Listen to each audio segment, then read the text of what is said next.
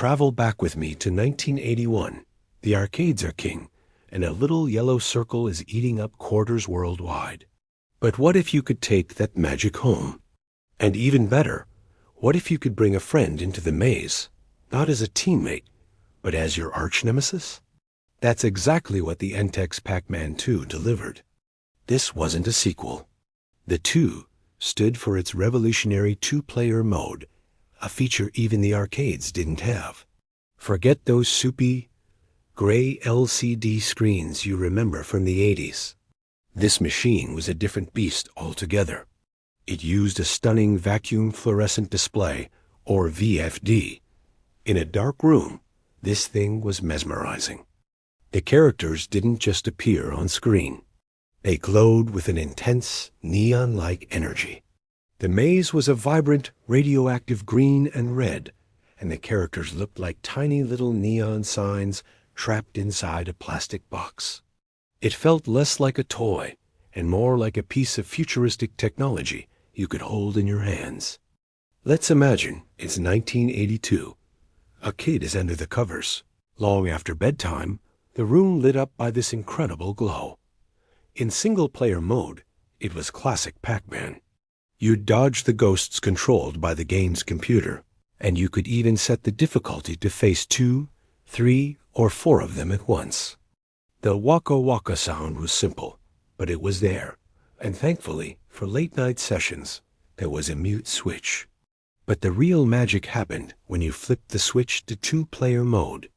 The unit has 2 sets of directional buttons, one on each side. One player grabs the controls for Pac-Man, and the other player takes command of a single ghost. Suddenly, the game transforms. It's no longer you against a predictable machine. It's a true duel of wits, a frantic game of cat and mouse against your sibling or your best friend. You're trying to clear the maze of its little dots, which the manual weirdly called bugs, while your opponent is doing everything they can to hunt you down and cut you off at the corners. The tension was real. This head-to-head gameplay made the Entex Pacman 2 a legend among handhelds. It was a shared experience that created so many classic childhood memories. So why is this device still so beloved by retro gaming collectors today? First, that VFD display. It's just beautiful and has a visual appeal that modern screens can't replicate. It's pure 80s aesthetic. Second, the two-player mode remains its killer feature. It was an innovation that set it miles apart from the competition.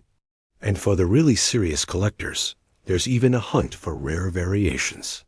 Some units were made with the Pac-Man icons on the shell were all blue, while others had them in red.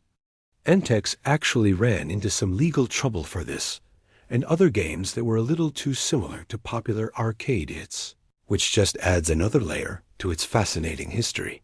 It's a relic from a time when the rules of the new video game world were still being written. If you were to look for one today, say in early 2026, you'd find them on sites like eBay.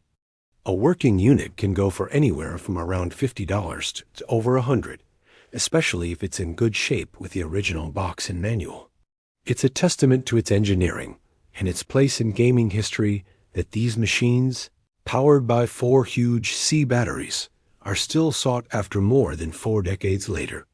The Entex Pacman 2 wasn't just a way to play a popular game at home.